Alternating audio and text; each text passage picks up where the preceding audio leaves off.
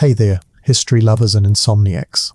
Tonight, we begin not in a city nor a village, but somewhere much quieter, under a cold stone ceiling lit only by flickering firelight. Before kings, before temples, before even the wheel, there were humans, just like us, huddled near a fire, trying to survive another night. There's a strange comfort in imagining them, these ancient ancestors of ours, crouched in the mouth of a cave, flint tools beside them, meat roasting on a spit, and the sky beyond scattered with stars they didn't yet name. They didn't speak in empires or laws or money. They spoke in gestures, in grunts, in fire-crackled storytelling that left no trace, but built the beginning of everything. We call them hunter-gatherers, but that phrase barely captures the fullness of their world. They were wanderers, seasonal souls, moving with the herds and the rains, collecting roots, berries, and wisdom. They knew the land intimately, where the elk migrated, when the snow would fall, what berries would nourish and which ones would kill. They survived ice ages, outpaced predators, and forged tools, not just of stone but of bone, antler, and intuition. And contrary to the popular image of brutish grunters, these early humans likely cared deeply for one another. We have evidence, archaeological, not speculative, that they tended the injured, buried their dead, even decorated the bodies with red ochre and left behind tokens. Perhaps flowers, perhaps beads, perhaps things we don't understand. This wasn't just disposal, it was ceremony. The first glimmers of what we might dare to call religion, or at least reverence for something beyond. Inside caves from southern France to northern Spain, they painted. Not doodles or random scratches, real art. Majestic bison, delicate deer, wild horses, rendered in vivid ochre, charcoal, and natural pigments. Some even used the curves of the cave walls to give the animals dimension, motion. It wasn't just expression. It was memory, it was myth. Perhaps it was a prayer for the hunt, or a story for a child, or a way to remember the wild world outside. The fact that we don't know makes it more haunting. And there were handprints, so many handprints, mostly of the left hand, with the right used to blow pigment through hollowed bones. A prehistoric signature. I was here, they seem to say. I existed, I mattered, and thousands of years later we still notice. But life wasn't still. As climate warmed and glaciers retreated, some began to experiment with staying in place. Seeds, if planted, grew. Grains, when stored, lasted. It must have felt like magic at first, and so began the slow, patient shift toward agriculture. The greatest revolution that didn't involve a single army. Farming didn't begin in one place. It emerged in pockets. Mesopotamia, the Indus Valley, Mesoamerica, China. But the result was the same. Humans traded mobility for stability. It wasn't necessarily easier. In fact, farmers worked harder than foragers. They cleared land, weeded, watered, harvested, stored, and risked everything on the weather. A single drought, a single flood, and the entire village might starve. But the trade-off was population growth, shelter, permanence. Permanent settlements brought other changes. Accumulated waste, for example, which attracted pests. And standing water brought disease. Living close together meant infections spread quickly. The paradox of civilization had begun. More people, more tools, more food, and more problems. Yet still, the villages grew. They sprouted like seeds near rivers and valleys, where soil was rich and trade could flow. These early communities weren't yet cities, but they held the DNA of what cities would become. Shared resources, labor specialization, proto-governments. Someone had to decide how land was used, how disputes were settled, how the grain was stored. Authority was born, slowly and quietly, like moss on a stone. And with authority came hierarchy. Some dug ditches, others built walls, some prayed, some ruled, some remembered. The storytellers, the wise ones, the keepers of tradition, these would one day become scribes, priests, teachers, kings. The rhythms of life became more regular, crops by season, rituals by moon, Birth and death marked not just by time but by meaning. We don't know exactly what these early people believed, but burial sites suggest they believed in something, an afterlife perhaps, or a spirit world, or simply the aching human need to say goodbye properly. By this point, humans had become masters of the material. Stone tools gave way to bronze. Clay pots became painted ceramics. Animal hides were stitched with bone needles into garments. Musical instruments emerged. Flutes made of bird bones, drums of stretched hide. They sang, they mourned, they loved, and eventually they counted. Tally marks scratched into bone, knotted ropes, pebbles arranged in patterns. Mathematics didn't begin with equations, it began with memory, with trying to track who owed what or how many goats were traded last season. As villages swelled into towns and towns into proto-cities, the need to remember grew too large for one mind. Writing wasn't a luxury, it was a necessity. But that's for the next chapter. For now, let us end this first step in our journey with a moment, perhaps 10,000 years ago. A warm night, a river nearby, a small cluster of huts, children asleep, smoke curling upward from a central fire, and an elder wrinkled, patient, eyes soft with time telling a story, one they heard long ago, one they now pass on, because even before we wrote it down, history lived in the telling. The story passed on at the fire's edge did more than entertain. It bound generations. Each retelling layered new meaning on old memories, turning lived experience into shared identity. In these first sparks of civilization, language was still fluid, gestures still carried weight, and silence could say as much as a chant. But humanity, restless as ever, was not meant to stay still for long. Even in the earliest communities, the seeds of change were already planted. Agriculture, for all its promise, introduced its own hierarchy. The man who stored the grain was not the same as the man who planted it. Some built, some watched, some governed, and soon some ruled. Power, at first dispersed like seeds on the wind, began to settle into the hands of a few. With it came inequality, not always violent but always creeping. Status was marked not by survival alone, but by the number of clay pots, the size of a dwelling, the shade offered by one's fig tree. And still the river flowed. Domestication followed, not just of plants, but animals.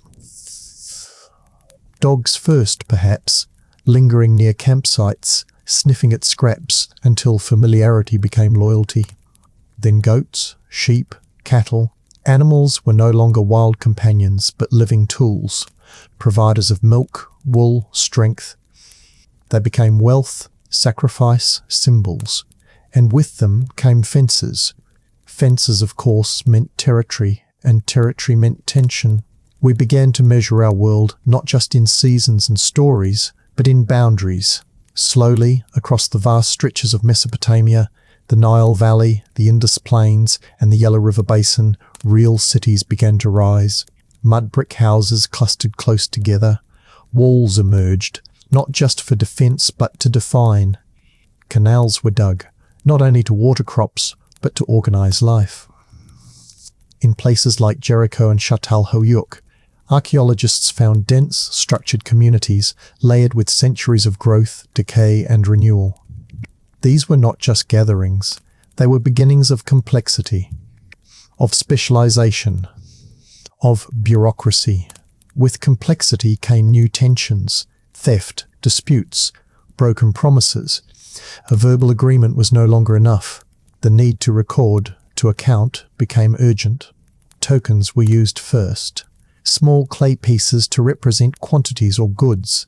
Then someone, somewhere, pressed a reed into soft clay and left a mark. Not art, not decoration, a sign. A record, the birth of writing.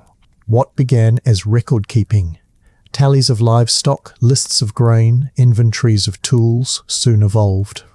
The marks became symbols. The symbols grew into script. It was not beauty that sparked literacy, but necessity. Economics, trade, control. And once words could be stored, they could also be manipulated. History, after all, is never just what happened. It's what someone chose to write down. Religious structures rose alongside civic ones. Temples, once simple altars of stone, became centers of community life. Priests emerged as intermediaries between people and gods, keepers of rituals, readers of omens, interpreters of dreams. The divine was no longer just in the wind or the stars. It was housed, tended, sometimes taxed. Religion too became organized, its symbols carved into clay and stone, its festivals marked by calendars and chants. Faith became tradition, and tradition became law. Not all was sacred, of course. These early cities saw violence, ambition, and vanity. Power shifted with alliances and betrayals. Fortified walls were built not just to keep invaders out, but to keep neighbours in. Trade brought prosperity and envy. Droughts turned cooperation into conflict. And yet, amid the tension, there was brilliance. Metallurgy, the shaping of copper, then bronze into tools, blades, and ornaments. Weaving, once the quiet task of patient hands, grew into a profession. Spindles whirred, dyes stained hands and tunics. Pottery transformed from rough vessels into painted statements. Art, even then, found its place. With time, astronomy took root. Not science as we know it, but observation. The phases of the moon, the rise of particular stars, the predictable return of seasons, calendars were carved, rituals aligned, and stories created to explain the heavens. The sky became a book we couldn't yet read, but tried to. In the midst of the slow surge towards civilization, something subtle yet profound happened. Humans stopped living in the world and began trying to shape it. We no longer accepted our environment passively. We diverted rivers, levelled land, dug irrigation trenches, cleared forests. Not for survival alone, but for order. We wanted predictability, control, permanence. But permanence comes with a price. Disease grew with density, rats with grain, injustice with power. And still people came. To trade, to marry, to pray, to survive. Cities once rare became magnets. Eridu, Uruk, Mohenjo-Daro, Memphis. They pulsed with life, built atop the bones of generations, layered like parchment. In them you could hear the whisper of humanity's future. Here, too, began mythology, not just in painted caves, but etched in lore. The gods had names now, their temples loomed. Their wrath was feared, their blessings sought, stories solidified. Creation myths, epic journeys, moral parables. They weren't written for entertainment, but for instruction, for cohesion, to explain the inexplicable, justify the rules, and remind the people who they were and where they came from. And still, at night, the fires burned. Smaller now, tucked inside stone hearths, but no less essential. The flame had not just kept them warm, it had carried them forward. Through millennia of darkness and dawn, it lit their path from wilderness to wonder. Civilization had not yet reached its peak, but it had begun walking toward it, one dusty footprint at a time. Chapter 3, Citizenship brought belonging, but it also brought burden. To be part of a city meant adhering to its rhythms, obeying its laws, paying its dues, and trusting its walls. But the walls that promised protection also whispered of fragility. No city, no matter how high its towers or sacred its temples, could guard against time. And soon the cities that once shimmered like new constellations began to fall, one by one. The first collapses didn't announce themselves with fanfare. They came quietly at first. A failed harvest, a weak successor, a disrupted trade route. Then the tremors deepened, grain stores emptied, armies shrank, walls were breached, and the myths of eternal rule began to crack like sun-dried mud. Take the Hittites, for instance.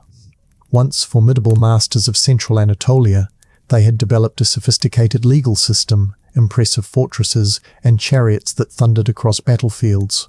Their scribes left behind treaties etched in cuneiform, even correspondence with Egyptian pharaohs. But sometime around the 12th century BCE, their cities emptied, their archives went silent, and their monuments fell to weeds. Then came Mycenaean Greece, a civilization of palaces, gold masks, and heroic lineage. They, too, vanished from written memory for centuries, swallowed by what would later be called a Dark Age. Linear B, their writing system, disappeared, and with it, history paused. Egypt fared better barely. It had already weathered centuries of dynastic shifts and invasions. Its pyramids had stood long before many of these neighbours even dreamed of stone. But even the Nile, so dependable, could not guarantee invulnerability. A mysterious wave of chaos spread across the eastern Mediterranean, a faceless threat recorded only as the sea peoples descended on coasts and deltas, burning, pillaging, dismantling. Pharaohs repelled them, but only just. Temples were looted, fortresses fell, trade collapsed. Egypt limped into survival, forever changed.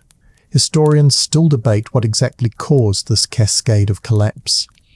Was it climate change? Droughts that turned fertile plains into dust bowls? Was it earthquakes that toppled walls and frightened already fragile populations? Internal rebellions sparked by inequality and corruption? Or simply a web of dependencies too tangled to survive when one thread snapped? Most likely, it was all of it. A convergence of slow disasters accelerating into sudden ruin. What's important isn't just that these civilizations fell, it's that they had become complex enough to fail spectacularly. Complexity, after all, isn't the same as strength. A system dependent on finely tuned supply chains, centralized leadership, and rigid hierarchies might appear grand until it's asked to bend. And cities, for all their advancements, were often brittle. They thrived on order, but order could shatter. When collapse came, it wasn't always immediate. In some places, life shrank rather than vanished. Temples turned to ruins, yes, but families still planted crops in their shadows. Trade slowed, but didn't stop. Scribes stopped recording, but oral tradition persisted. Memory flickered, some people moved, others stayed. The cities may have crumbled, but humanity didn't vanish. It simply adapted. In the wake of ruin, new kinds of societies emerged. Some returned to smaller settlements, rediscovering the resilience of simplicity. Others built anew atop the bones of the old. This wasn't the end of civilization. It was a turning of the page. Meanwhile, in other corners of the world, untouched by the Mediterranean unravelling, fresh centres of power were rising. In the Ganges basin, small kingdoms and cities began to flourish, their rituals and philosophies laying the foundation for Indian civilization. In China, the late Shang dynasty carved its rule into tortoise shells and bronze, shaping belief systems that would ripple for millennia. It was during this period that something unexpected happened. Philosophy, the art of asking why, began to flourish alongside governance. In China, as the Zhou dynasty expanded, so too did thought. The chaos of competing warlords and fractured allegiances gave birth to clarity. Laozi spoke of harmony with the Tao, a natural order unspoken and fluid. His writings offered serenity amidst turbulence. On the other hand, Confucius, more structured, urged respect, duty, and hierarchy. Society, he believed, was a chain of relationships, father to son, ruler to subject, elder to youth. If each link held firm, peace would follow. These weren't idle musings, they were answers to collapse. After witnessing centuries of power rise and rot, thinkers began wondering whether swords or temples were really the tools that held society together. Perhaps it was virtue, perhaps ritual, perhaps restraint. Elsewhere, similar reckonings took place.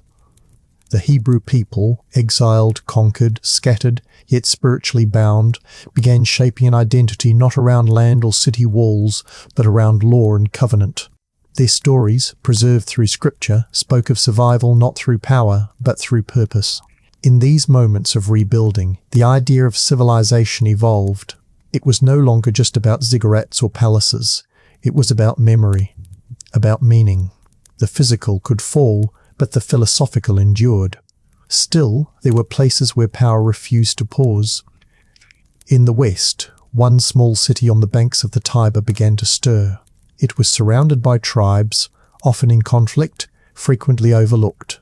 But it had something different, a stubbornness perhaps, or a knack for adaptation. This city, in time, would become a republic, then an empire. But for now, it was just a collection of huts and hills, unaware of the centuries of history it would one day claim. Rome was not yet built, but it was coming. And with it, a new era of ambition. Before Rome became legend, it was little more than a cluster of wooden huts on 7 hills. Its people weren't emperors or conquerors yet. They were farmers, warriors, craftsmen, living in a world still haunted by the echoes of civilizations that had come and gone. The crumbled ziggurats of Mesopotamia, the empty palaces of Mycenae, and the ruined temples of the Hittites were ancient even to them. But if history had taught anything, it was that ambition often bloomed in unlikely soil. As Rome slowly took shape, it borrowed, absorbed, and repurposed ideas from older cultures. From the Etruscans to the north, they adopted architecture, religious rituals, and even some of their gods. From the Greeks, whose influence was already spreading across the Mediterranean like spilled ink, they learned language, philosophy, and art. Rome wasn't built in a day because it wasn't built alone. It was a cultural scavenger, practical, calculating, and unashamed of its thefts. In its early years, Rome was ruled by kings, or so the stories go. These tales, part myth and part memory, speak of Romulus and Remus, the twin brothers raised by a she-wolf, destined to found a city through bloodshed. Whether true or not, the myth mattered. It gave Romans a sense of destiny, of divine origin. And perhaps more importantly, it gave them a reason to justify whatever came next. Eventually, the Romans grew tired of kings. Around the 6th century BCE, the last monarch was overthrown and the Republic was born. This was a new experiment in governance, not ruled by one man, but by many. Power was divided among consuls, senators, and assemblies. In theory, the system balanced the needs of the patricians, Rome's elite families, and the plebeians, its common citizens. In practice, the lines blurred often. Corruption seeped in, favoritism thrived. But compared to the autocracies of the past, it was a revolution. The Republic gave Rome flexibility. Its leaders could be replaced, its laws debated, its structures adjusted. It could respond to threats with force or diplomacy. And respond it did, relentlessly. Rome pushed outward, slowly at first, conquering neighbours, forging alliances, offering citizenship as both a reward and a trap. You could be Roman, even if you weren't born within its walls. You just had to serve, to pledge, to obey. Roads came next. Not just dirt tracks, but meticulously engineered highways stretching across mountains and marshes. These weren't built for traders or poets, they were built for legions, for discipline, for speed. Roman soldiers could march with brutal efficiency, appearing where no enemy expected them. And once they secured a place, they built cities, forums, aqueducts.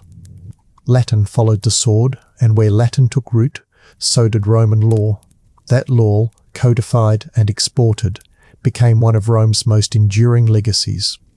The idea that rights could be written, that contracts could be enforced, that property was protected not just by might, but by precedent. This was radical. It didn't eliminate injustice, but it made injustice predictable. That, in the ancient world, was progress. At the same time, far to the east, another kind of empire was solidifying. In China, the Zhou dynasty gave way to the Qin. Here, too, collapse and consolidation danced together. The Qin, under the leadership of the first emperor, unified warring states with ruthless clarity. He standardized currency, weights, and even the width of cart axles. He connected walls to create what would become the Great Wall. He buried scholars who defied him. He built a mausoleum filled with thousands of clay soldiers, each one unique, standing silent guard over a man who had rewritten the meaning of empire. But such control couldn't last. The Qin burned bright and brief. Within a generation, it fell, replaced by the Han, who would go on to shape Chinese identity for centuries. Where the Qin ruled through fear, the Han balanced military might with Confucian virtue. They expanded borders, established civil service exams, and opened the Silk Road, connecting east to west in a way the world had never seen. The Silk Road wasn't just a trade route, it was a bloodstream. Along it flowed spices, silk, glass, and gold, but also ideas, languages, diseases, and stories. A merchant in the deserts of Central Asia might trade with a Greek speaking of Plato, then travel east and dine with a Chinese official quoting the Analects. This mingling didn't create unity, but it did create awareness. That other ways of living existed, that the world was bigger than the walls of any one city. Meanwhile, in the south, another civilization thrived. India, where empires like the Maurya and Gupta rose and fell, carrying with them astonishing achievements in mathematics, astronomy, literature, and philosophy. It was in these lands that the concept of zero took shape, where epics like the Mahabharata were composed, and where the teachings of Siddhartha Gautama, the Buddha, began to echo across kingdoms. A prince who renounced luxury to understand suffering, he offered not conquest, but stillness. Empires expanded, ideas travelled, but underneath it all, collapse remained an ever-present possibility. The larger a civilization grew, the more it depended on coordination, on food supply, on labour, on loyalty. Any crack could widen, and eventually it always did. The lesson of this period wasn't just that power could rise, it was that it could fall, and rise again, and fall again. The same roads that brought armies could bring invaders. The same scripts that unified law could justify tyranny.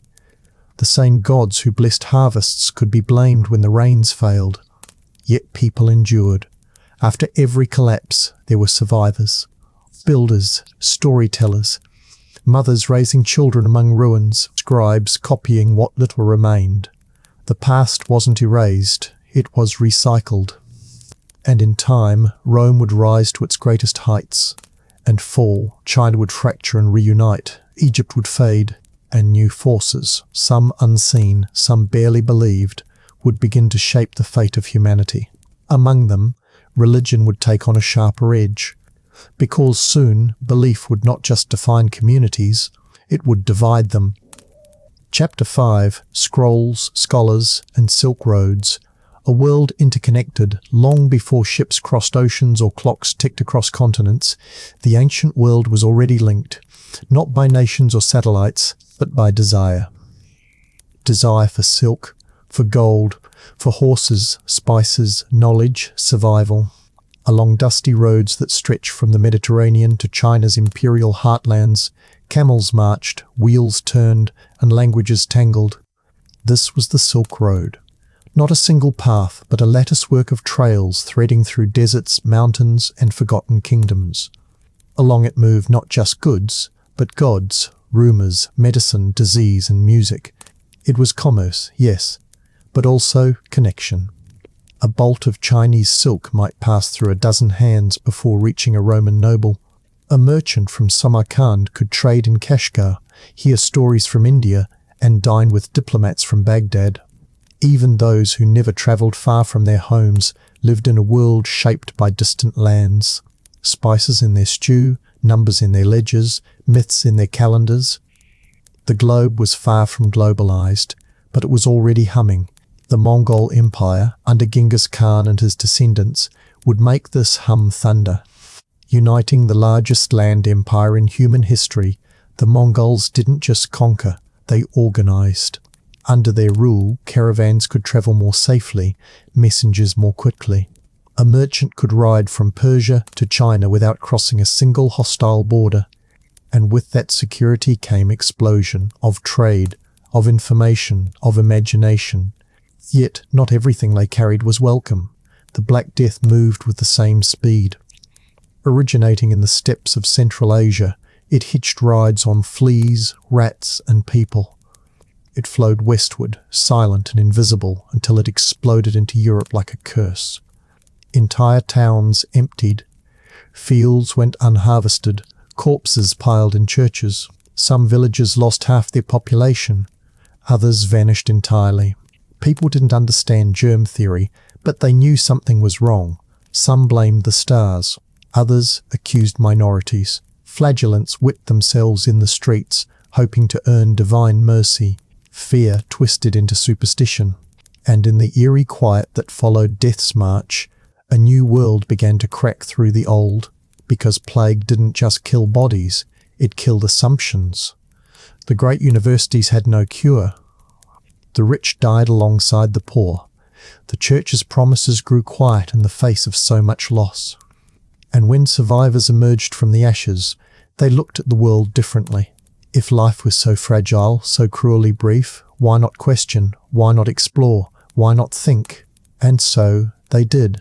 In Italy, art and intellect collided in what would be called the Renaissance.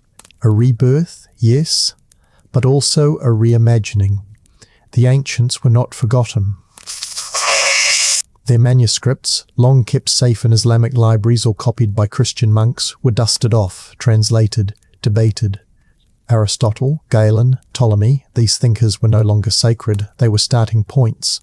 Their ideas weren't memorized, they were tested. Painters like Giotto, and later Leonardo, began to study the human form not as symbol, but as structure. Anatomy, shadow, light, these were no longer mystical, they were observable, measurable. Sculptors captured motion in stillness. Architects revived classical forms.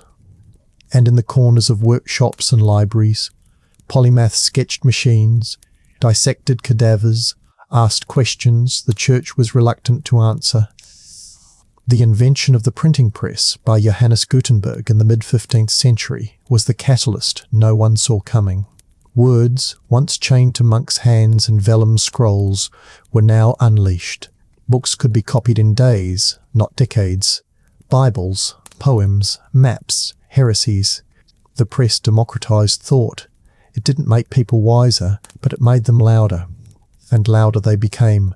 Exploration took on a new urgency. With the fall of Constantinople in 1453, the last whisper of Roman Byzantium was silenced, and trade routes to Asia became choked by Ottoman tolls. European powers, hungry for spices, silk and glory, began to look west. They didn't yet know how big the world truly was, only that there had to be another way. And so ships were built, compasses calibrated, stars charted. The ocean, once a wall, became a highway, but even before Columbus set sail, trade routes had already transformed the Islamic world into an intellectual superhighway. Cities like Baghdad, Damascus, Fez, and Cordoba became centers of translation, preservation, and innovation. Greek texts were saved, commented upon, and expanded.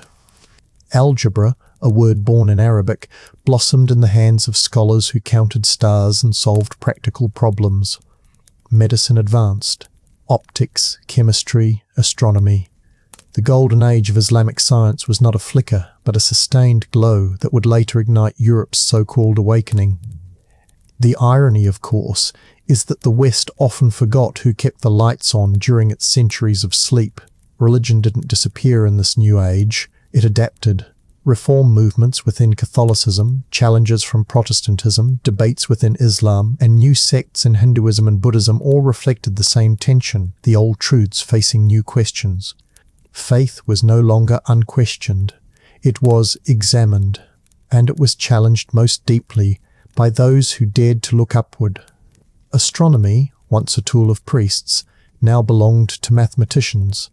Copernicus proposed that the Earth might not be the center of the universe. Galileo, peering through a crude telescope, confirmed it. And for that he was threatened, silenced, watched, because the Earth, after all, had always been sacred. To move it was to move the foundation of everything, but science was not asking for permission anymore. In homes and universities across Europe, experiments were performed not to prove dogma, but to discover truth. Glass lenses revealed microbes. Pressure gauges revealed weather. Bloodletting began to fade. Observation replaced incantation, and slowly, painfully, the world began to measure itself. The Silk Road still carried goods, but now it also carried questions, and those questions would soon tear apart not only empires, but the very fabric of belief itself, because the age of faith was giving way to something dangerous, an age of doubt. Doubt, once whispered in corners, began to speak aloud. It wasn't rebellion for rebellion's sake. It was curiosity turned relentless. If the earth revolved around the sun, what else had been misunderstood? If gravity could be measured, what other invisible forces governed the universe? The world had not grown darker, it had grown brighter, painfully so. The flame of inquiry cast long shadows on cathedrals and courts alike. In this emerging world, thinkers were no longer servants of tradition. They were challengers, disruptors, sometimes heretics. Newton, sitting beneath the imagined apple tree, didn't merely ponder falling fruit. He unravelled the mechanics of the cosmos. With calculus, he created a language to describe motion, force, and change. The heavens no longer moved by mystery, they moved by law. And those laws could be written, calculated, and proven. This shift in thinking, the scientific revolution, did not erase belief, but it demanded belief stand beside evidence. Observatories became temples of their own. Microscopes revealed unseen worlds. Chemistry replaced alchemy. Medicine, slowly, tentatively pulled itself away from mysticism. The human body was no longer a vessel of humours, but a system, mapped, dissected, understood. And with understanding came control. Inventions accelerated. Clocks grew more precise. Navigation improved. Paper, once rare, became common. Literacy spread not just among monks or nobles, but merchants, artisans, and eventually peasants. The printing press, once a novelty, was now an engine of transformation. Pamphlets circulated ideas at speeds the old world couldn't match. Revolutions, once plotted in whispers, could now be announced in headlines. It wasn't only science that expanded, it was politics. If natural laws govern the universe, perhaps similar laws could govern society. Thinkers like Locke, Rousseau, and Hobbes asked what it meant to be ruled, to be free, to be human. They didn't agree, not entirely, but their disagreements reshaped the idea of power. Kings were no longer divine by default. Authority had to answer to reason, to consent, to critique. These were dangerous thoughts. In salons and universities, debates flared. In streets and courts, uprisings smouldered. Revolutions followed. The American colonies rejected monarchy. France turned violently on its own crown. Liberty, equality, fraternity. These weren't just slogans. They were knives aimed at centuries of tradition. And still, the world spun faster. The Industrial Revolution did not begin with a bang, but with a hiss of steam. In Britain's damp corners, inventors turned spinning wheels into spinning jennies, watermills into coal-fed engines. Textile factories multiplied. Iron boomed, coal blackened the skies. Cities swelled with workers who traded fields for furnaces. The rhythms of life changed, from seasons to shifts, from sun to schedule. This new world brought unprecedented power. A factory could produce more in a week than a village in a year. A train could cross lands in hours that once took days. But progress came at a cost. Labourers worked 16-hour days in choking air. Children crawled under machines. Rivers turned to poison. Forests vanished. And yet few looked back.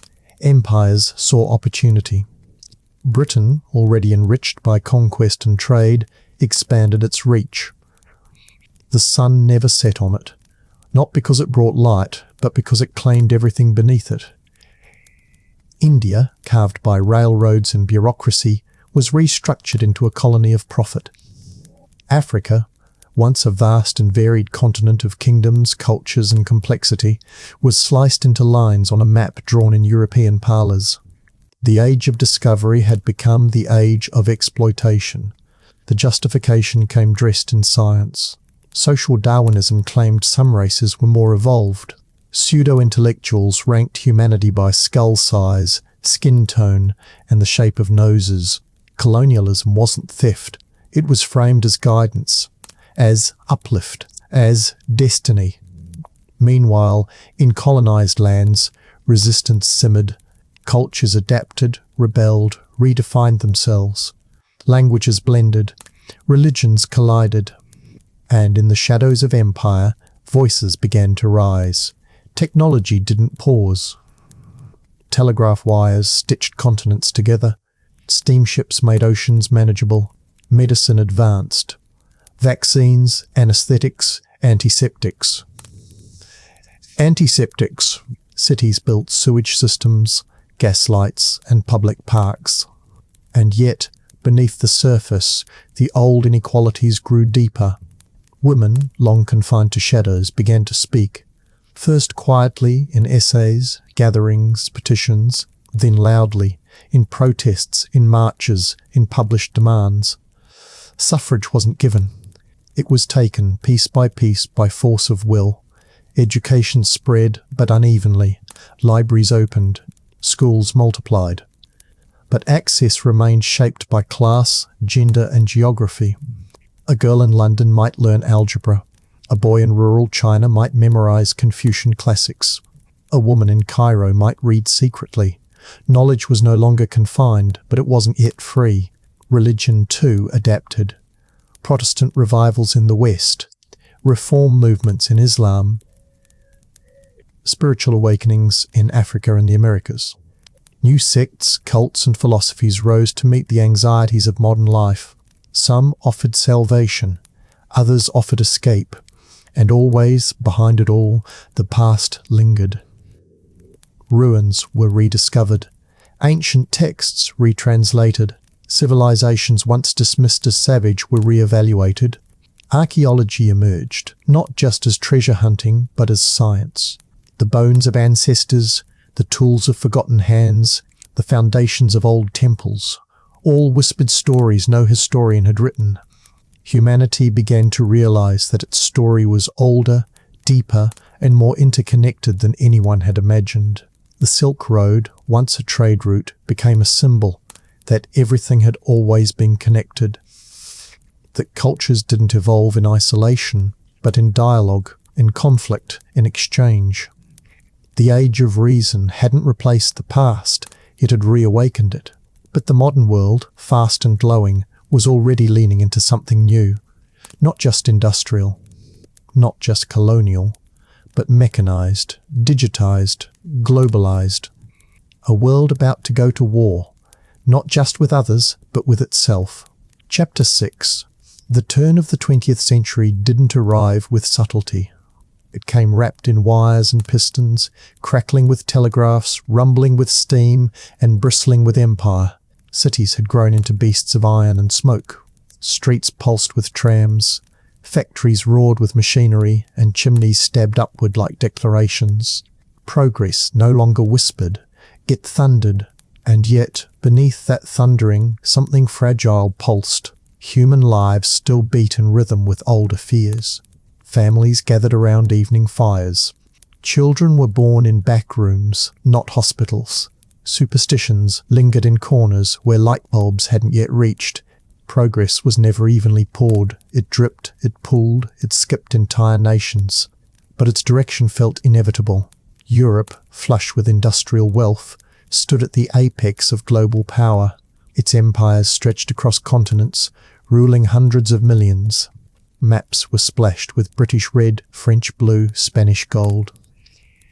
Colonial officials in linen suits plotted railroads in lands they barely understood.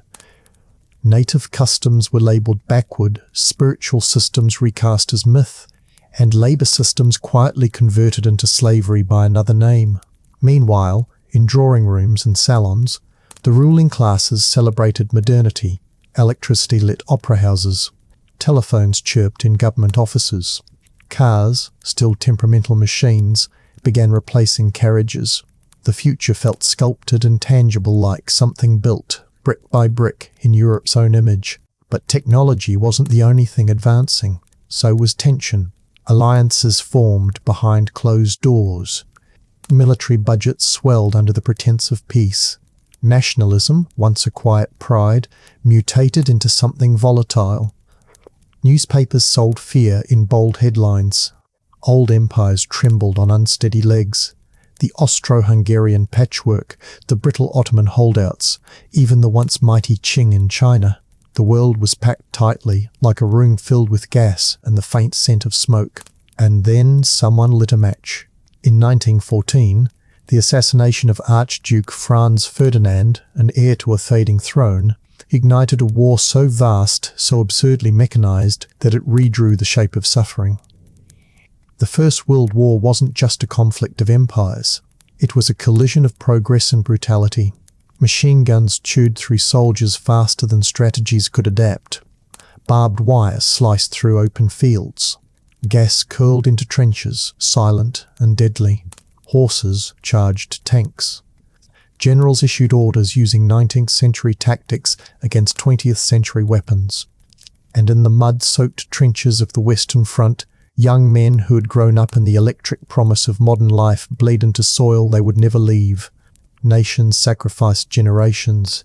Cities emptied. Families received telegrams instead of sons. Yet even amid war, invention marched on. Aircraft, primitive and fragile, took to the skies. Submarines stalked the oceans. Radios transmitted from field to field. War, it turned out, was a cruel accelerant. And when the guns finally fell silent in 1918, nothing had been settled. Millions were dead. Borders had shifted. Empires collapsed. The Ottoman Empire fractured. The Austro-Hungarian monarchy dissolved. Germany, humiliated and starving, simmered with resentment. And in the gaps left behind, new ideologies slithered. In Russia, revolution had swept away the Tsars. What replaced them was not the democracy many had hoped for, but something far more ruthless. Under Lenin and later Stalin, communism took root in blood-soaked soil. The Tsar's family was executed. Landowners were stripped of their holdings. Dissenters were imprisoned, exiled, or executed. A state built on equality became a state built on fear. The West, meanwhile, danced through the 1920s with the kind of optimism only the deluded can muster. Jazz filled the air. Skyscrapers clawed at the clouds. Markets soared. Radios and refrigerators entered homes. It was a glittering surface stretched thin over deep fractures. Because behind the music, debt swelled. Rural communities withered. Colonial tensions flared. And in 1929, the illusion cracked. The stock market crashed. Banks failed. Breadlines formed. Hope withered. The Great Depression wasn't just an economic crisis. It was a reckoning. As democratic governments floundered, more dangerous figures stepped forward. They didn't offer truth. They offered certainty. Mussolini in Italy, with his black shirts and dreams of Roman revival. Hitler in Germany, promising purity, order, and vengeance wrapped in swastikas and staged parades. The crowd didn't need convincing. They needed someone to blame. The machinery of the modern world, so carefully built for industry, was repurposed for death. Propaganda became an art form.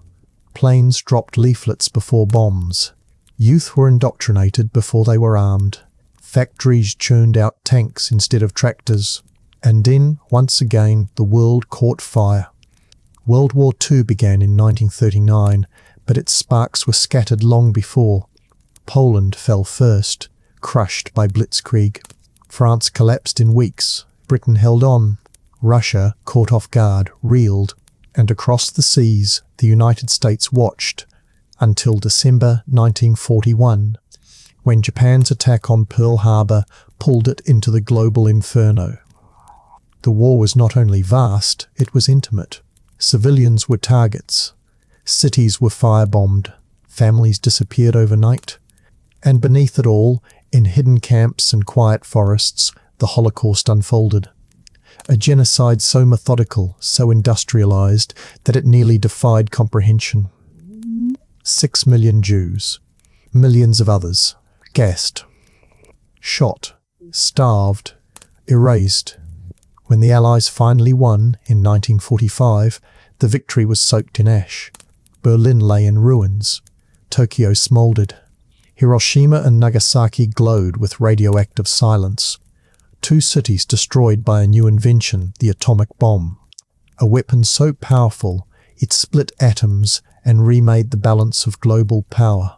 The world had entered a new era, one where annihilation could come not with armies, but with a single decision. Yet somehow, life went on. Refugees returned to craters once called homes. Nations rebuilt, some with help, others with blood. The United Nations was formed, a fragile hope for peace. The Cold War began. Less a war, more a long shadow cast by fear. East and West divided. Walls rose. Ideologies solidified. And in the background, the hum of progress resumed. Jet engines, television, rockets, DNA. The world was wounded, but not quiet. It was hurtling towards something else, something unseen. The age of empires had ended, but the empire of technology had only begun. The Cold War was not a war in the traditional sense. It was a contest of nerves, symbols, and systems. Two ideologies faced each other like clenched fists, one clad in stars and stripes, the other wrapped in the hammer and sickle. The United States and the Soviet Union, allies only years earlier, now circled each other in a high-stakes chess match where the prize was global dominance and the penalty was annihilation. And the board wasn't just Earth. It stretched into the stars. The space race began not with a dream but with fear. When the Soviets launched Sputnik in 1957, a tiny beeping metal sphere orbiting the planet, it pierced the illusion of American supremacy. If they could put a satellite up there, what else could they send down here? The US scrambled. NASA was born. Schools refocused on math and science. A generation grew up with its eyes turned skyward, watching rockets rise like promises. By 1969, American boots touched the moon. Neil Armstrong's cautious step was watched by millions, not just as a feat of engineering, but as a cultural victory. It was humanity's giant leap, but it also reinforced the technological rift that now defined the second half of the 20th century. But while astronauts danced on lunar dust, back on Earth, reality remained stubborn. Proxy wars erupted in Korea, Vietnam, Afghanistan, places where Cold War ideology bled real blood. Superpowers played puppeteers, while local populations paid the price. Millions were displaced, conscripted or killed in battles that technically weren't wars, but bore all the scars of them. In the West, consumerism surged. The 1950s promised suburban dreams, picket fences, and televised dinners. By the 1980s, this had matured into malls, microwaves, and the strange miracle of the personal computer. Silicon Valley became the new empire, one that conquered not with tanks, but with bytes. Meanwhile, behind the Iron Curtain, life was grimmer. Surveillance was a way of life. Neighbors feared neighbors. Censorship filtered every word. But even within the Soviet bloc, cracks began to form. Dissidents whispered. Underground literature circulated. Walls may have been built of concrete, but their foundations weakened with every muffled question. And then, in 1989, history turned again. East Germans flooded the Berlin Wall, not with weapons, but with hammers. They chipped away at decades of division, their cheers louder than any bomb. The wall fell. The curtain lifted, and within 2 years, the Soviet Union itself dissolved, collapsing under the weight of stagnation, rebellion, and history's slow grind. For the first time in decades, the Cold War was over. The world didn't end in mushroom clouds. Instead, it melted into a strange optimism. The 1990s promised globalization, internet revolutions, and the illusion that maybe, just maybe, peace could be permanent. But history doesn't stop. It mutates. The internet, once a scientific tool, became a cultural tsunami. By the early 2000s, it had reshaped communication, commerce, identity. Borders blurred. A meme in Tokyo became a joke in Texas. A blog post could topple a regime. Information was no longer power. It was chaos. And in that chaos, new threats emerged. On September 11, 2001, the United States was struck in a way no one had imagined. Skyscrapers collapsed. Thousands died. The world watched in horror as terror became televised. The war on terror began, but this wasn't the clean conflict of old. It was asymmetric, elusive. Drones replaced pilots. Cities became battlegrounds of ideology, not just strategy. Civilians bore the brunt again. The 21st century didn't come with flying cars. It came with surveillance states, financial crashes, rising oceans, and smartphones in every pocket. Empires didn't fall, they digitized. Control moved from governments to algorithms. Your attention became currency. Likes became validation. Truth became optional. Meanwhile, climate change loomed larger. Once a distant concern, it turned urgent. Fires consumed forests. Storms battered coastlines. Glaciers retreated. And yet, action remained slow-trapped in the gears of politics and profit.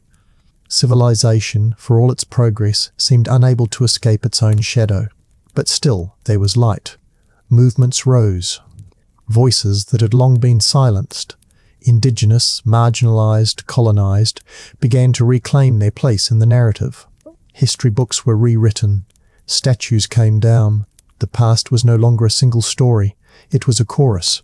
And technology, for all its terrors, still held wonder. Scientists decoded the human genome. Probes touched distant planets. Art, culture, and absurdity flourished online in ways no one had predicted. In the midst of complexity, humanity remained staggeringly creative.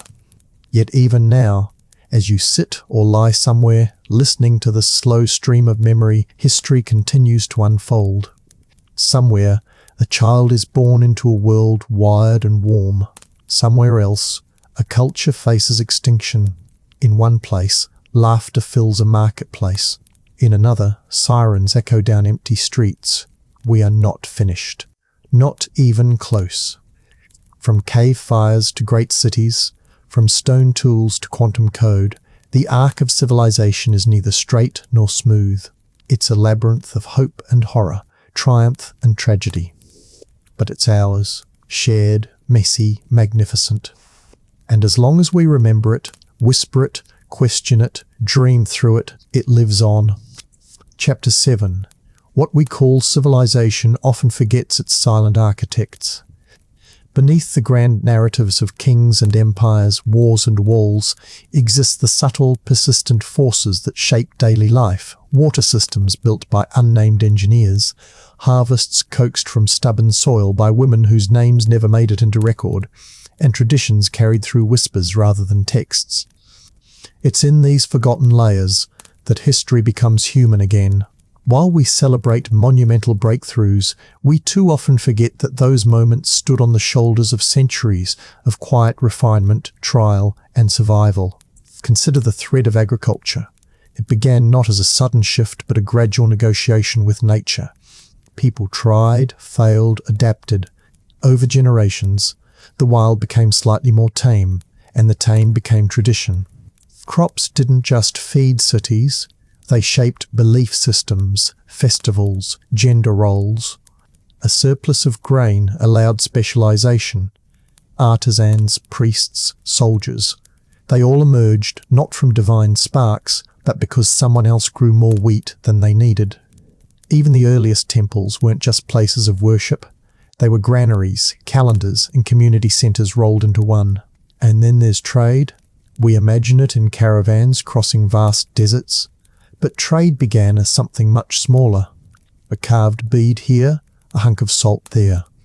Over time, networks formed, spanning continents. The Silk Road didn't just carry silk. It carried languages, diseases, philosophies, even recipes.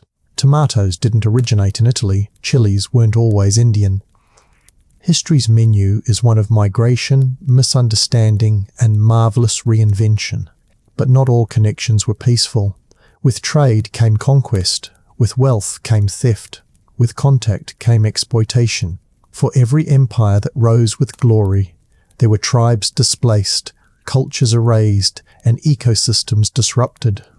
The story of humanity's rise is also the story of others' erasure, and sometimes that erasure was intentional. Entire civilizations have been lost, not because they were inferior or doomed, but because someone wrote over them. Scripts burned, temples looted, names replaced. The victors not only rewrote history, they often redesigned maps. What was once a sacred river might become a border. What was once a language might become a secret, whispered only among elders, then lost to silence. Yet remnants remain. In architecture, folk songs, burial customs, and even everyday phrases, the ghosts of forgotten societies linger. A child's lullaby in one corner of the world may carry echoes of a migration thousands of years old. A weaving pattern passed down for generations may depict constellations now barely visible due to city lights. And then there are the small rebellions that shaped great outcomes. We often speak of revolutions as singular moments, storming of a palace, signing of a treaty. But most real revolutions begin far earlier and last far longer. They're born in kitchens, taverns, temples, and alleys. In questions asked quietly at first, then louder. In refusals to bow, to marry, to worship, to stay silent. Women have played these roles endlessly, invisibly. Not just as mothers or muses, but as thinkers, healers, strategists, spies. For millennia, their labour-powered economies, their insight shaped policy behind curtains, their courage fueled resistance in times of war. Yet they were reduced to footnotes when they were mentioned at all. Only recently has history begun to correct this, but the gaps remain wide, waiting to be stitched together. Language, too, tells its tale. Every sentence you speak carries fossils. The structure of your grammar, the rhythm of your phrasing, the metaphors you choose. They all trace lineages stretching across continents and centuries. Languages die every month, some with no written record. When they do, entire ways of seeing the world vanish with them. A word for a certain kind of snow, a verb that means to grieve while planting, a noun that describes the silence between thunderclaps. These are not just words, they are windows, and we haven't even begun to grapple with how colonialism changed everything. Maps redrawn by rulers who had never set foot on the land. Names imposed on mountains and rivers already known by dozens of titles. Education systems built to erase. Religious structures used to justify cruelty. This wasn't just political, it was psychological. An entire architecture of shame was built into language, skin, accent, even the idea of history itself. Still, resistance persisted, not just in uprisings and armed struggle, but in stories. Oral traditions kept alive despite punishment. Songs encoded with warnings. Dances performed at night in secret. Tattoos that held spiritual significance, even after missionaries labelled them sinful. Survival itself became rebellion. And through all of this, ordinary life continued. Children were born, markets bustled, lovers met in shadows, and elders remembered. In every corner of the globe, people found ways to live with dignity amid oppression. They laughed. They created. They buried their dead with care. They held festivals that mocked their rulers and prayed to gods that were banned. These weren't just coping mechanisms. They were culture. By the time we arrive at the modern era, we are already standing on a mountain of such invisible histories. The rise of the nation-state, the invention of printing presses, the spread of industrial machines, all of it happened not in a vacuum, but in a world still echoing with ancient songs and buried stories. So when we say civilization, we should whisper it, because it is not a single light in the darkness. It's a mosaic, cracked, reassembled, incomplete, but stunning when seen up close. The further you zoom in, the more you realize that every brick and every monument was once held by a hand with a story. Every road, every law, every coin and calendar, built not just by the famous, but by the forgotten. And still we build, still we forget, still we remember. The Enlightenment may have laid the intellectual foundation for modernity, but its legacy was anything but neat. As the ink dried on the declarations of liberty, equality, and reason, empires redoubled their conquests in the name of those very principles. The same century that gave us Rousseau and Voltaire also gave us plundered palaces in India, slave markets in the Americas, and opium dens funded by imperial greed. The duality of man, brilliant and brutal, was becoming a recurring theme in the march of civilization. And then the machines roared to life. With the Industrial Revolution came a seismic shift unlike any before.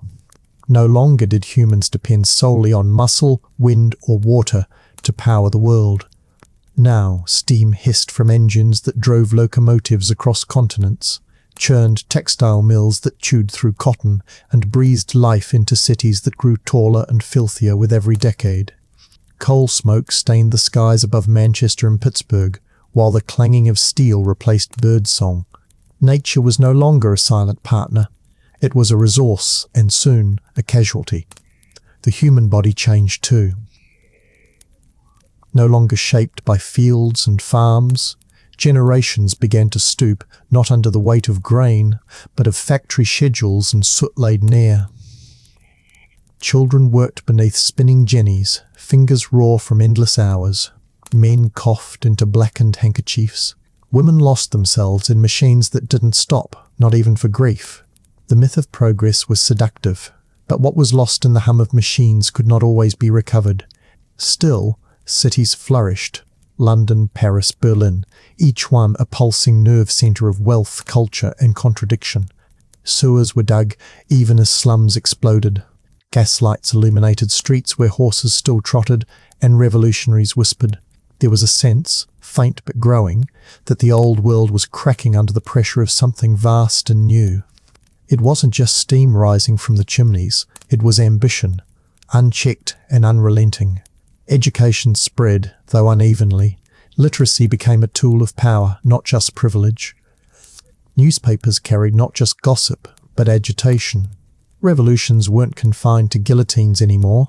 They simmered in pamphlets and labour meetings, in the minds of women denied the vote, and in colonies stretched thin by arrogance.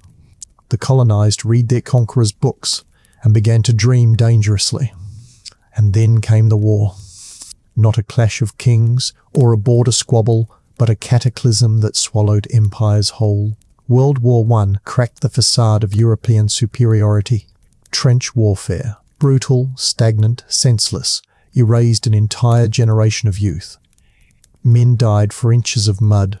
Horses bolted at the sound of machine guns.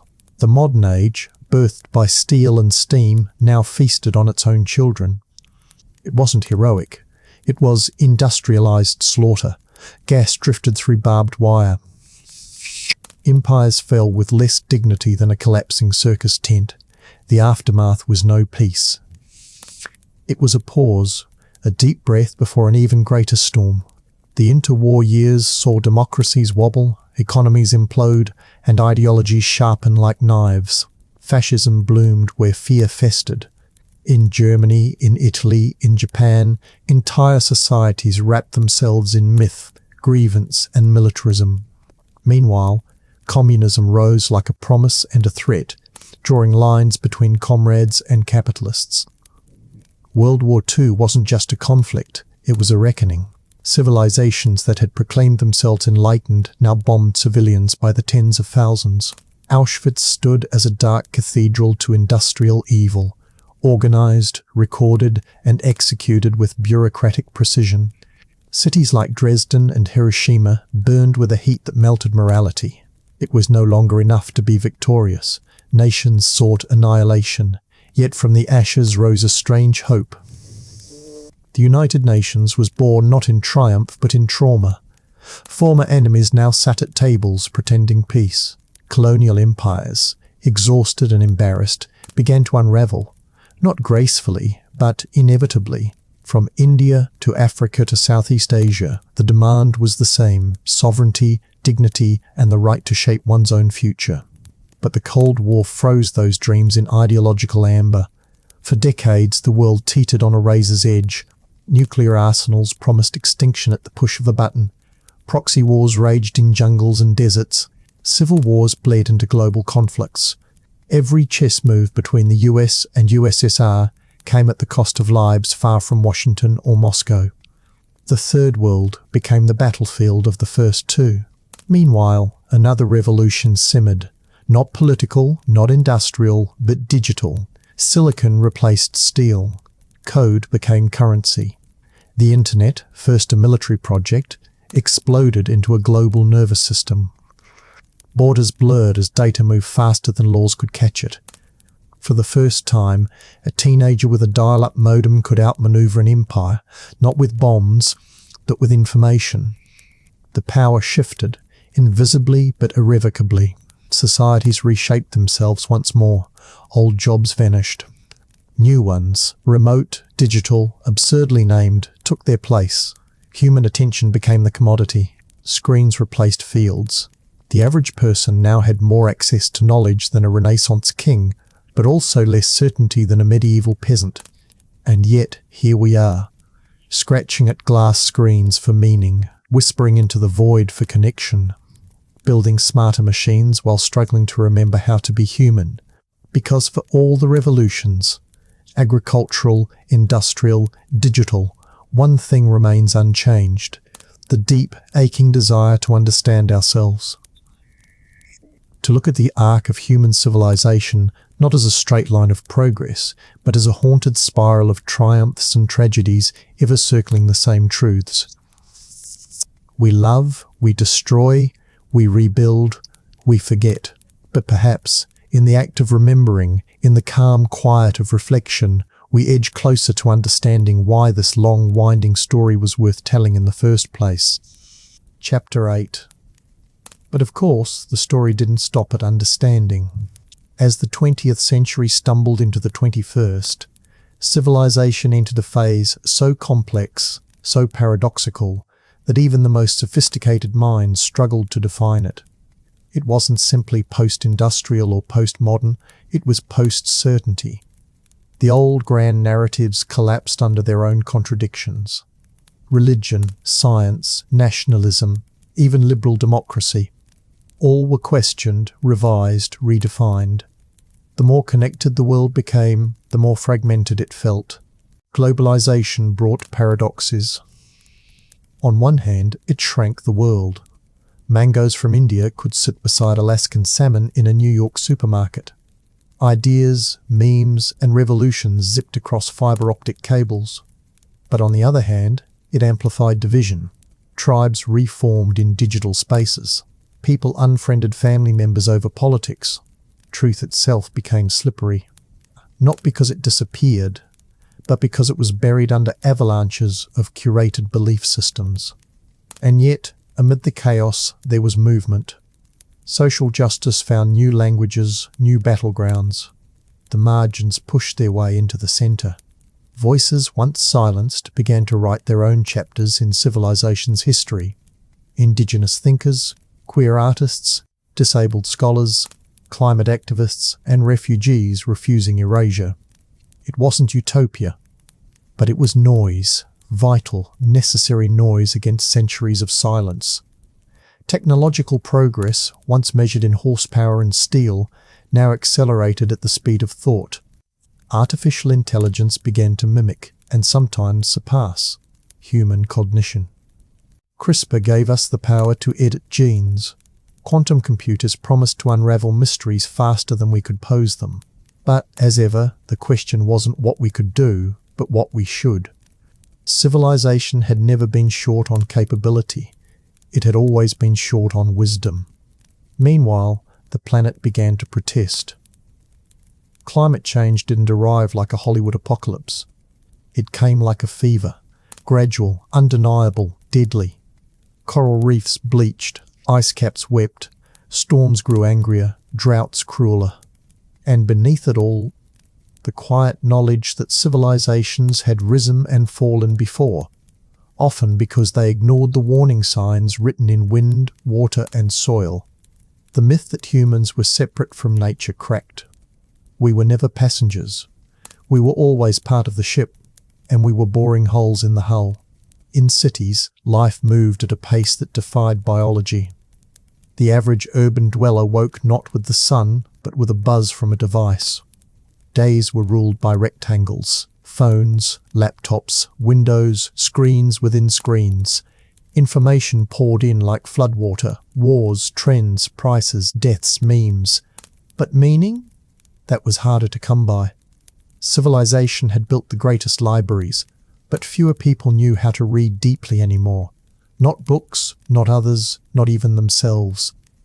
And yet, still, we built.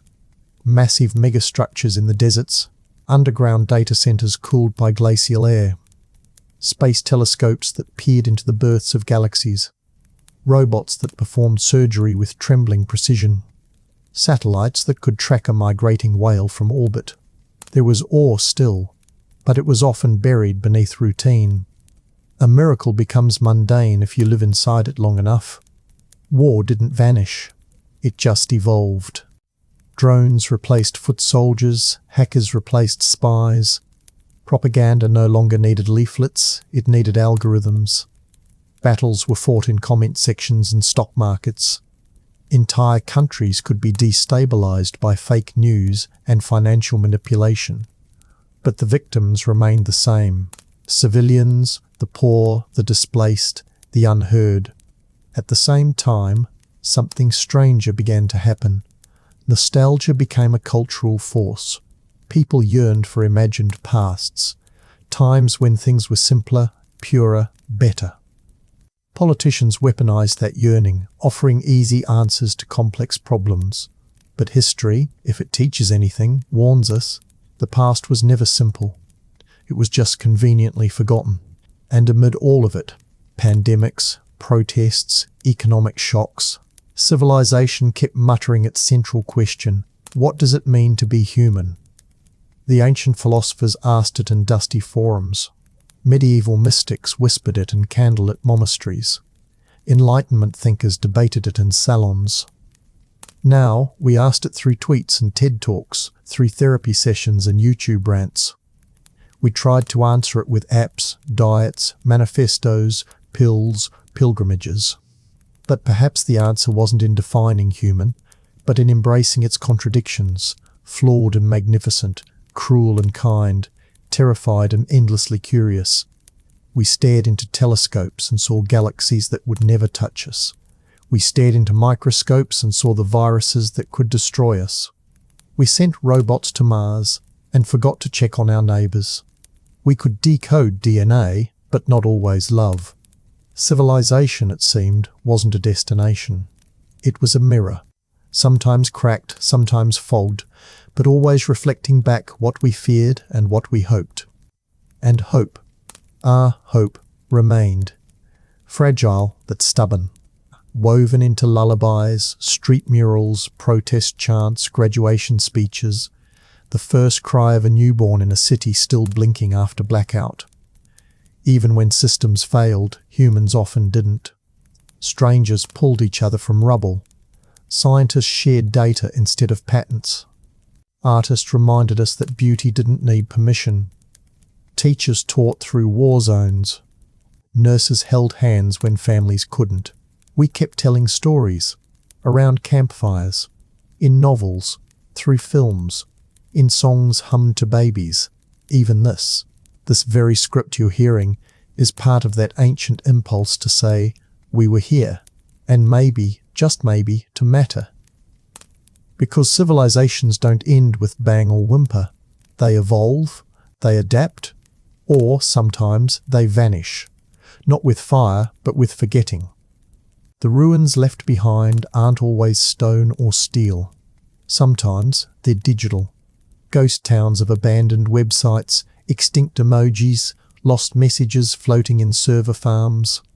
But as long as we remember, really remember, not just facts and timelines, but empathy, nuance and truth, then the long story of civilization isn't over. It's merely changing shape. And you, dear listener, are part of it. A chapter still being written, a line still unfolding. Even as humanity continues to script its next line, It does so not on a blank page, but one stained with the ink of its past. The tools have changed. Digital pens instead of chisels, satellite signals instead of smoke. But the urgency remains the same: to be seen, to be understood, to shape tomorrow. And yet, perhaps for the first time in history, civilization has become self-aware. It can now track its own heartbeat, its carbon breath, its swelling cities, its dying coral. It watches itself through sensors and satellites, through climate graphs and neural scans. It sees the cracks in its armor, and sometimes even admits them. This self-awareness is not without anxiety. For every achievement, there's a price. The same systems that allowed a teenager in Mumbai to learn quantum physics from a lecture in MIT also fueled algorithmic echo chambers that deepened societal rifts. The same platforms that let artists share beauty also became breeding grounds for disinformation and cruelty. Civilization, it turns out, is not just a sum of what we build. It's a reflection of what we allow. And now we allow machines to make choices, sometimes without fully understanding how they reached them. Artificial intelligence doesn't arrive like a villain in a sci-fi film. It seeps in quietly into hospitals, courts, recruitment systems, education, warfare. It promises efficiency, but often inherits our biases. A facial recognition system can diagnose disease better than a human doctor, yet fail to recognize certain skin tones. A predictive policing algorithm can map crime before it happens, yet disproportionately target communities that have always been watched. In rushing toward optimization, civilization risks automating injustice. Still, the dream persists, that technology might finally free us from drudgery, from inequality, from mortality. Some imagine a future where minds upload into code, where consciousness becomes data. Others find this idea grotesque, a desecration of the soul. But isn't that the hallmark of every phase of civilization? A collision between those who push the boundary and those who guard the sacred? Between Prometheus and the priesthood? Meanwhile, beneath the stars, a quieter transformation unfolds. A return, not to tradition, but to grounding. More people plant food in their balconies. They talk of slow living, digital detox, community. These aren't just trends, they're symptoms. Civilization may be accelerating, but humans are still built for seasons, for tactile things. The smell of wet earth, the warmth of another hand, the silence between words. In many ways, the arc of civilization has bent toward abstraction. From barter to coins to credit to cryptocurrency. From land ownership to intellectual property to virtual real estate. From face-to-face to voice call to emoji. We've become experts at converting the physical into the symbolic. Yet the hunger for realness has never left us. It's why people hike without phones. Why vinyl made a comeback. Why handwritten letters can still bring tears. And then there's the earth, always there but never quiet. Rising temperatures are no longer predictions, they're facts. Sea levels creep higher. Species vanish, forests gasp. Civilization, in its arrogance, once imagined it could save the planet. But the truth is starker. The planet will outlive us. What's in question is not Earth's future, it's ours. The Anthropocene, some call it, an epoch where humans are the dominant geological force. But dominance isn't victory, it's responsibility. The same intellect that split the atom also decoded DNA. The same species that burned coal also harnessed wind. Civilization is capable of destruction, yes, but also, of course, correction. The question is, will we act in time? History suggests we might, but only after the edge is visible. The fall of Rome, the Dust Bowl, the ozone hole, action often follows collapse. Yet, in moments of crisis, humans have shown a rare capacity to come together. The ozone healed. Pandemics spurred cooperation. Cities reinvented themselves. It's not inevitability we lack, it's urgency. And here's the twist. The more we advanced, the more we circled back. Smart cities now look to ancient planning, walkability, mixed-use spaces, community gardens. Modern medicine increasingly studies traditional healing. Digital interfaces mimic tactile gestures. It's as if civilization, after sprinting toward the future, paused, turned, and asked, "What did we miss back there?" Perhaps what we missed was rhythm, not just of nature, but of being. The breath between thoughts. The pause before response. The gap between stimulus and reaction where choice lives. Our ancestors built temples not just for gods, but for silence. They painted caves not just to record, but to feel. Maybe, in this dizzying age of innovation, we're slowly remembering what they knew, that progress without meaning is noise. That meaning isn't found in grand monuments or stock prices, but in the micro moments. A child's question, an elder's laugh, a meal shared without screens. Civilization may span continents, but it's stitched together by things that can't be graphed. Love, wonder, story. And so, we tell them.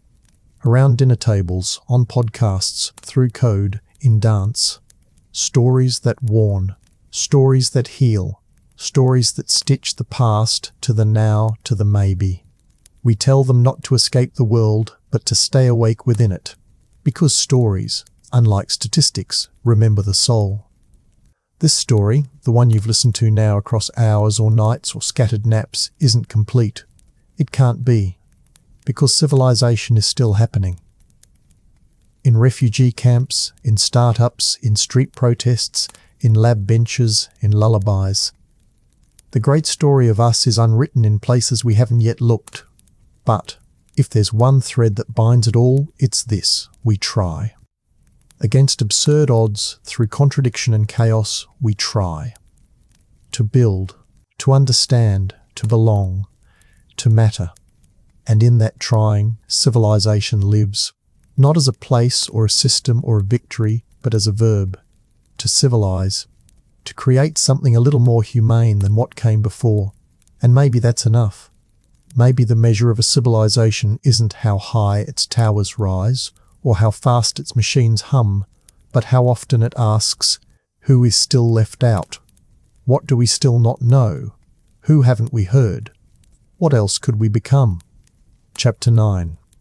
If there is one recurring pattern in the grand arc of human civilization, it is the cycle of forgetting and remembering. Just as knowledge builds layer upon layer, so too does ignorance return in waves. Sometimes disguised as tradition, other times cloaked in innovation. As the modern world steps further into digital terrain, it simultaneously drags behind the echo of ancient rhythms, a longing for balance, a whisper of humility, a reckoning with excess. We once marveled at our control over fire and flood.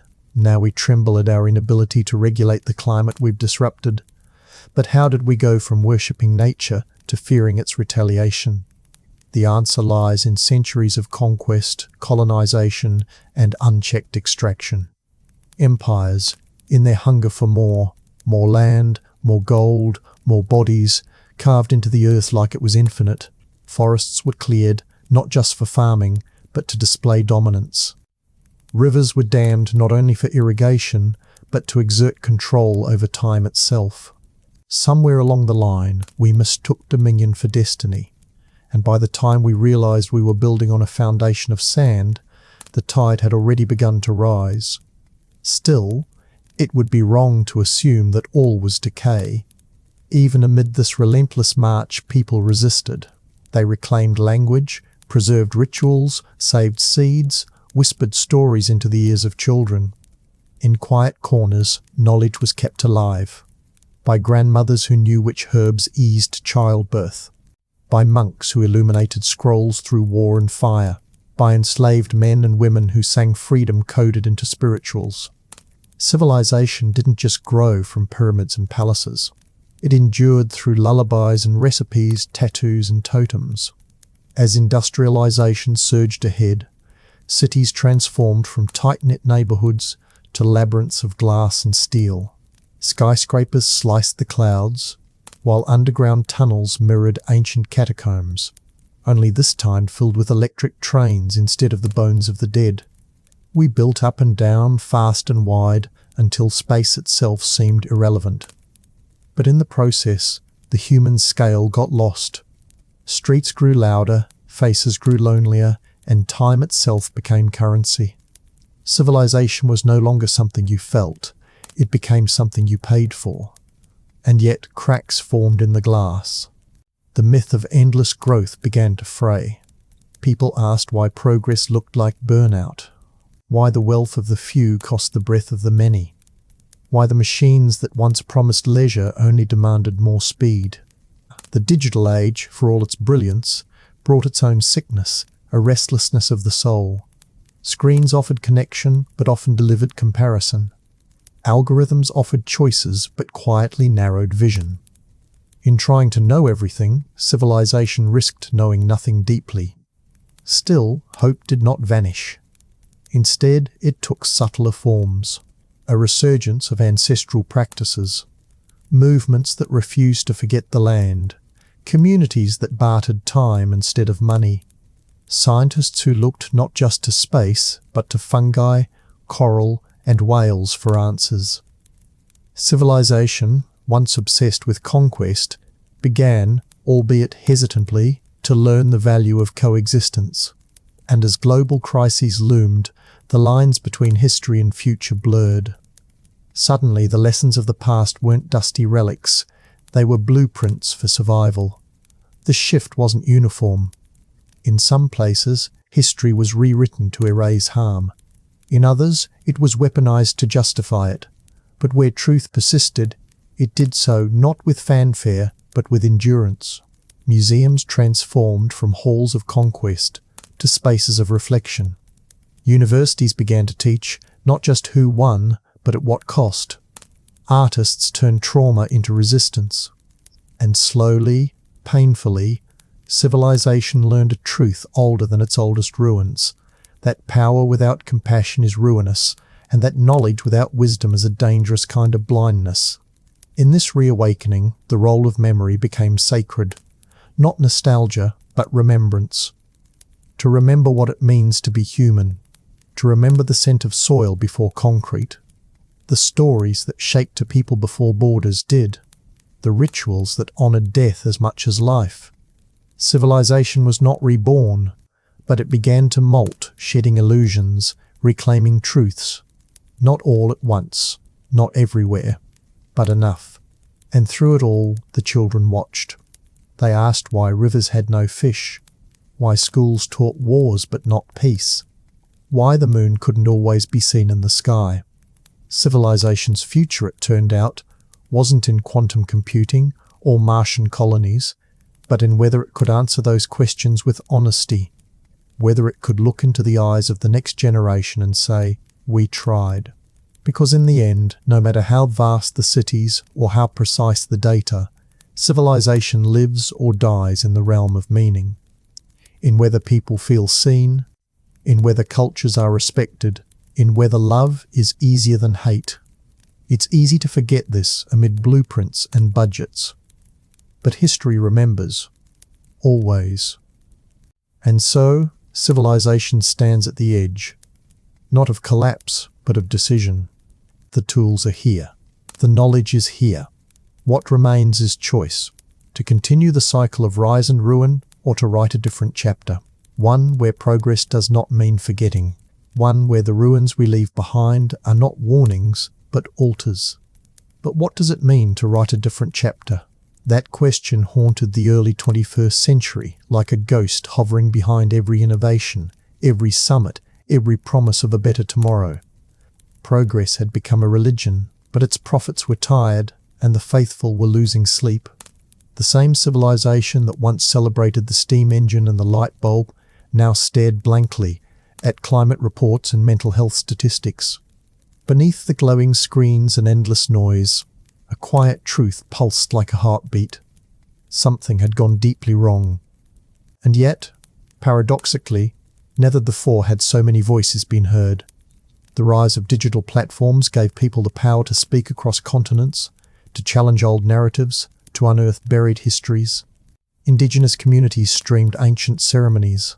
Activists live broadcast revolutions. Farmers in one hemisphere shared survival tips with those in another. Civilization was no longer dictated from marble halls. It was being shaped in kitchen table podcasts, comment threads, and street murals. The centre had not held, but maybe it didn't need to. Maybe there never was one centre at all. Of course, this decentralisation came with its own shadows. Misinformation thrived where trust had decayed. The echo chambers grew louder. Algorithms, designed to optimise engagement, slowly divorced users from nuance. In a rush to digitise every aspect of life, we outsourced memory, flattened identity, gamified attention. History was no longer something you studied. It became a meme, a trend, a 2-minute explainer video squeezed between ads for productivity apps and weight loss gummies. Civilization had more access to information than ever, and yet comprehension often slipped further from reach. Still, the pendulum swung. Not fast, but perceptibly. People began craving depth. Vinyl records made a comeback. Books reappeared in public spaces. Slow food, long walks, eye contact. There was a hunger not just for progress, but for presence. As the digital tide flooded every corner of life, a resistance emerged, not violent or radical, but intentional. The resistance of planting trees you won't live to sit under, of teaching endangered languages to children, of restoring wetlands because they matter, even if no one profits. Governments, often clumsy and late to adapt, began to shift as well. Policies once deemed radical became inevitable. Cities redesigned themselves for walking instead of traffic. Rivers were given legal personhood. Some nations scrapped GDP as the sole metric of success, replacing it with happiness indexes or environmental health. For the first time in centuries, civilization began asking not what can we build next, but what should we unbuild first? And that was no small thing. But transformation isn't measured in news cycles. It's etched into the long, slow arc of culture. And culture, despite its speed in the digital age, still roots itself in stories. Not just the ones we tell, but the ones we believe. For centuries, we told the story of the lone hero, the conqueror, the inventor who changed the world. Now, new stories emerged, of community care, of collective memory, of interdependence. The hero was no longer the warrior king, but the grandmother who fed a neighborhood, the protester who held the line, the teacher who stayed after class. And as these stories rippled outward, so too did the definition of civilization. It was no longer just domes and documents, markets and monuments. It was coral reefs, endangered dialects, seed banks, lullabies, laughter in refugee camps, the resilience of people whose names would never be carved in stone. Civilization was no longer a single river, but a delta. Many tributaries, sometimes muddy, always moving. Some would dry out, others would overflow, but together they kept the whole alive. Even the way we remembered history began to change, not just as a timeline of inventions and wars, but as a mirror revealing how we've treated the earth, each other, ourselves. Museums added new wings. Textbooks rewrote chapters. Descendants of colonizers acknowledged stolen wealth. Truth commissions surfaced not only in post-conflict nations but in global institutions. The past could no longer be buried under marble and myth. Civilization began the painful work of accounting, not to punish, but to heal. And from that healing, a strange kind of beauty emerged. Not utopia, not perfection, but humility. A willingness to ask again what it means to thrive. For some, it meant growing food with their hands. For others, it meant coding open-source tools that protected democracy. For many, it meant simply surviving with dignity. Civilization wasn't about reaching a pinnacle. It was about holding the line against despair, choosing kindness when it was easier not to, remembering that every generation is a bridge, not a destination. As the chapter of the Anthropocene unfolded, humanity stood aware, perhaps for the first time, of its full power. To destroy, to renew, to forget, to remember. And somewhere, under ancient skies or buzzing power lines, a child looked up and asked a question no one could fully answer. What came before us? And civilization, still learning how to listen, tried to respond. Not with grand declarations, but with stories, with songs, with the quiet, difficult truth. That to be civilized isn't to dominate, it is to care, to notice, to build not just for profit, but for beauty, not just for now, but for the next. Because while pyramids may crumble and data may decay, meaning lingers in how we treat each other, in whether we show up, in whether we remember. And in the end, it won't be our tallest towers or deepest algorithms that define us. It will be our willingness to listen to the past, to speak gently to the future, and to make this present flawed, fleeting human matter. Chapter 10. The world didn't end in fire or ice. It ended in noise. And from that noise, something new began to stir. At the close of the modern age, as cities sprawled and satellites webbed the planet in invisible threads, humans came to face the one question they had long buried under monuments and markets. What now? What does a civilization do when it knows too much, moves too fast, and feels too little? When the archives are full, but the soul is thin, the answer didn't come in a treaty or a TED talk. It came in smaller moments. A community garden planted where a parking lot once baked in summer heat. A forgotten melody revived by a teenager sampling their grandmother's lullaby. A public library refusing to replace books with branded tablets. A teacher in a war zone drawing constellations on a blackboard to remind their students that the sky, at least, remains shared. In these moments, scattered and soft, civilization began to remember itself, not as a tower, but as a tapestry. It wasn't always pretty. The old systems fought to persist. Governments spun new jargon to rebrand the same extraction. Tech giants spoke of responsible AI while swallowing entire economies. Culture wars raged like never before, with truth treated as a sideshow act.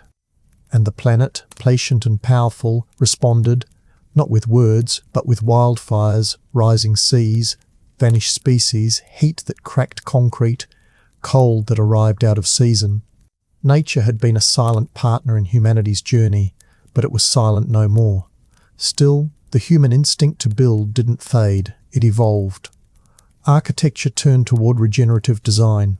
Cities made space for animals to pass through again. Skyscrapers hummed with vertical farms. Schools taught emotional literacy alongside engineering. Technology didn't vanish, it was reimagined. Devices were designed not just to consume time, but to respect it. A new kind of intelligence emerged, not artificial, but ancestral.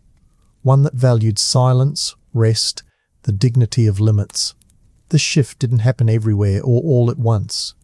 Some regions clung to old power structures, doubling down on surveillance and spectacle. But even in the most unlikely places, you'd find pockets of renewal. A fisherwoman restoring mangroves, a poet mentoring ex-prisoners, a solar technician teaching elders how to fix panels without relying on corporations. Civilization became less about dominance and more about stewardship, less about legacy, more about responsibility. And so, the final chapter of human civilization was not about collapse. It was about coherence. Not about utopia, but about returning to balance, to meaning, to the art of being enough. Civilization, once defined by what it could conquer, began to be defined by what it could heal. The wounds of empire, of industry, of endless growth, none could be undone. But they could be acknowledged, they could be taught, they could be remembered, so that the future wouldn't stumble over the same stones again. Even language changed. Words that had been worn thin by centuries of misuse, progress, success, development, were replaced with newer, gentler ones. Regeneration, interbeing, kinship, joy. For the first time in generations, children grew up not afraid of the future, but curious about it. Their textbooks didn't begin with war, but with wonder. Their maps didn't end at borders. Their stories weren't all about survival. They were about care, play, belonging. And those children grew. They became artists, gardeners, engineers, mediators. They understood that civilization wasn't inherited. It was enacted, day by day, meal by meal, apology by apology. They laughed at the idea that humans were separate from nature. They rolled their eyes at the myth of endless growth. They knew that wealth wasn't measured in square footage or followers, but in time. Time to sit, to listen, to change. So what did the end of civilization look like? It looked like a beginning. It looked like old songs sung anew. Like elders teaching children to listen to the wind. Like neighborhoods where no one died alone. Like rivers with rights, robots with restraint, rituals that no algorithm could replicate. The cathedrals were still there, of course, but they were not the point. The point was what lived between them, what happened after. And when future historians look back, not to extract lessons or scold mistakes, but simply to understand, they may not find a grand monument marking the end of the Anthropocene. They may find a field where machines once stood, now buzzing with bees. A reclaimed coal mine turned into a forest. A forgotten server room transformed into a meditation hall. They may not see glory, but they will see grace. Because civilization, like the humans who create it, is not a linear thing. It is cyclical, messy, resilient, prone to error, capable of great harm and greater kindness. It does not end in a bang or a whimper, but in a breath. And in that breath, a choice. Not to repeat, not to regret, but to remember, rebuild, and rest. So, if you've made it this far, drifting somewhere between thought and sleep, between history and dream, know this. You are part of that story, not as a spectator, but as a scribe. Not as a relic, but as a root. Civilization does not live in towers or texts. It lives in how you care, in what you choose to restore, in the soft, stubborn hope that maybe, just maybe, we've only just begun. Civilization did not dissolve into ruin overnight. It faded, reframed itself, and then found a pulse again. Not in power grids or parliaments, but in the human urge to continue, to pass something good along. It had taken millennia for the species to understand that the most profound structures ever built were not monuments, nor markets, nor machines, but relationships between people, places, memory, and meaning. In this final movement of the grand symphony that began with flint and fire, the rhythm changed. It slowed, it softened. The crescendo of the industrial centuries gave way to quieter harmonies. People began to speak differently. They questioned words that had once guided the world: progress, civilized, primitive, even future. These words had shaped pyramids and pipelines and policies, but they'd also carved scars into continents. And now, those words were carefully retired, like old tools, respected for what they had built, but no longer fit for what came next. The legacy of human civilization, once measured in what it conquered, shifted toward what it could regenerate. This wasn't a utopia. It was still full of grief, inequity, unfinished repairs. But it was honest. There was no longer a global race to be the biggest or fastest or richest. That game had ended, not with a trophy, but with exhaustion. And the prize for slowing down was something ancient and rare: presence. Villages began to look like sanctuaries, not because they were rich, but because they were rooted. You could walk through one and hear languages that hadn't been spoken in centuries, now sung by children on their way to schools without bells. Food wasn't flown from across the planet. It grew nearby, tasted of soil and season. Houses didn't tower, they welcomed with wide porches and shared meals. Energy wasn't extracted. It was harvested with humility from sun, wind, tides. And people worked, yes, but they also rested, not out of laziness, but out of wisdom. The old model of endless hustle had collapsed under its own weight. In its place, rhythms, rituals, respect. The digital world didn't vanish, it matured. Instead of colonizing attention, it began to protect it. Algorithms, once trained to trigger, were reprogrammed to support. Social platforms evolved into memory gardens, story circles, mentorship webs. Artificial intelligence no longer tried to imitate humanity. It collaborated with it, quietly, without ego. The line between machine and magic began to blur, not because technology became gods, but because humans remembered they never were. Even death changed. No longer feared as failure, it was integrated, honoured. Cemeteries turned into forests, ashes returned to soil. Funerals became festivals of remembrance, not for status, but for impact. Who had you helped? What had you healed? What seeds had you left, and would they bloom? This world wasn't designed by committee or manifesto. It emerged like a mycelium beneath, between, beyond the visible. Led by caregivers, artists, rebels, and elders who whispered truths that never needed permission. Their blueprint wasn't found in blueprints. It was in lullabies, protests, recipes, games, handshakes. Civilization had finally stopped shouting and started listening. The textbooks now told a fuller story. They didn't skip over the slavery, the smog, the greed, the wars. But they also didn't end there. They included the resilience of cultures that refused to die, the courage of whistleblowers, the grace of communities that welcomed strangers with nothing but warmth. The students were taught not just to memorize history, but to mourn it, question it, reshape it, and most of all, to realize they were part of it. There were still cities, of course, but they no longer devoured the land. They danced with it. Skyscrapers wore vines like jewelry. Roads made room for rivers. Noise yielded to silent zones. Architecture no longer screamed dominance. It hummed with humility. The idea that nature was a resource? Obsolete. Now, nature was kin. The forests were not lungs. They were elders. The oceans were not trade routes. They were teachers. And those who had once been pushed to the margins, the indigenous, the disabled, the poor, the forgotten, were now at the centre of design, not as charity, but as necessity, because their stories had always held the keys. The world didn't need more visionaries, it needed listeners, restorers, story keepers. This was not a golden age, but it was a grown age.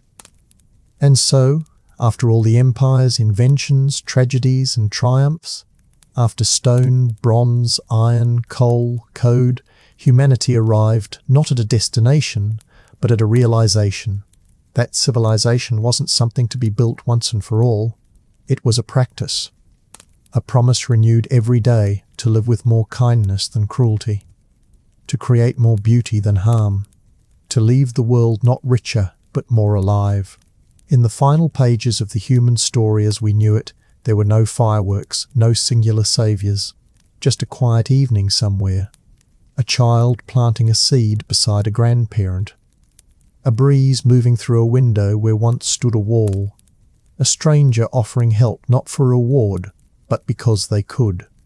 And you, still awake perhaps, still listening, are part of this, not as an observer, but as an author. Civilization does not end with silence. It ends with a whisper, then a breath, and then again. With wonder,